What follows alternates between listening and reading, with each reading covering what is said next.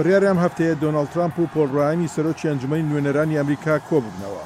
ئەو کاتە بڕیاری سازدانی ئەو کۆبوونەوەیە درا پاش ئەوەی کە پۆڵ ڕایان کە پلەبەرزترین کۆماریە لە واشنگتن لایەنی ترامپی تووڕە کرد کاتێک کە گوتی ئامادەنیە پشتیوانی لە کاندیدی چاوەڕوانکراوی کۆماریەکان بکات. پۆڵ ڕایان گوتی من نازانم چی ڕوویدا. دووسێ هەفتە لەمەوبەر تەلەفۆنی بۆ کردمەوە وتی وێژێکی زۆر خۆشمان کرد، پیرۆزبایی لێ کردم. ئەلبەتە ئەمە بەر لە سەرکەوتنە مسۆگەرەکەم بوو. ئەو زۆر بەباشی پیرۆزبایی لێ دەکردم، من وەک شتێکی ئاسایی پێم وا بۆ پشتیوانیم لێ دەکات. بەڵام ڕۆژی دواتر جێگای سەرسوڕمانێکی مەزن بوو کاتێک گوتی هێشتا ئامادەنیم پشتیوانی لێ بکەم. من پشتیوانیەکی زۆرم لێ کرا وەک لەلایەن بابدۆڵ، دیک چینی و هەروەها زۆر ئەندامانی ئەنجومەنی نوێنەران. ڕۆژی هەینی پۆڵ ڕایان ڕایگەیاند خۆی و ئەندامانی دیکەی ڕێبەرایەتی ئەنجومەنی نوێنەران پێنجشەممە لەگەڵ ترامپ کۆ دەبنەوە.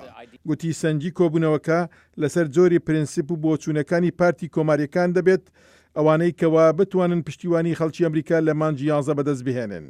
بەلایەکی دیکەوە ترامپ هێرشەزارەتچیەکانی دژی هیلاری کلینتن تون دەکات ئەوەی کە پێدەچێت لە هەڵبژاردنی سەرۆکایەتی ئەمریکا لە مانگی 11 ببێتە ڕێکەبەری ترامپ. لە میانەی هەڵمەتێکی هەڵبژاردندا لە ویلایەتی واشنگتن ترامپ هێرشی کردە سەر هیلاری و هاوسەرەکەی بیل کلینتن سەرۆکی پێشووی ئەمریکا.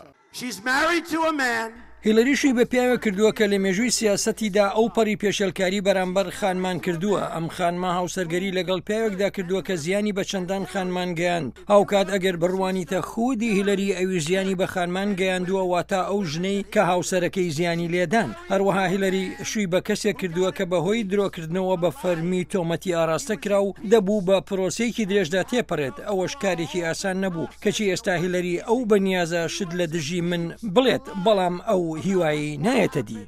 ئەو هێرشەزارەتچیەی ترامپ بۆ سەر کلینتن تا ئێستا تونترین هێرش بووە، بەڵام هیلاری کلینتن پێدەچێت شێوازێکی نەرمتر بگرێتە بەر بۆ گاڵتەکردن بە ترامپ.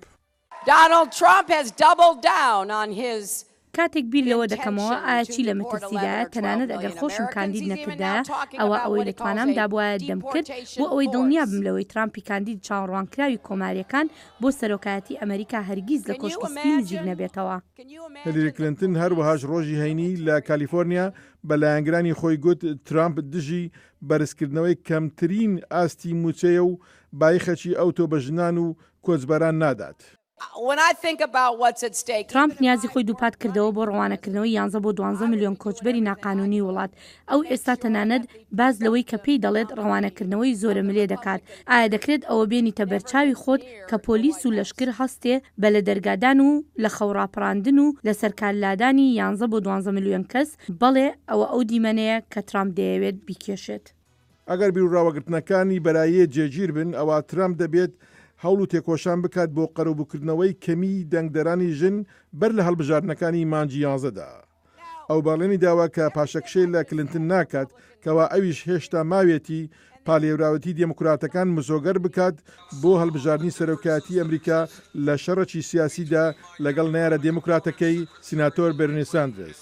حیدەر کەریم، دەنگی ئەمریکا.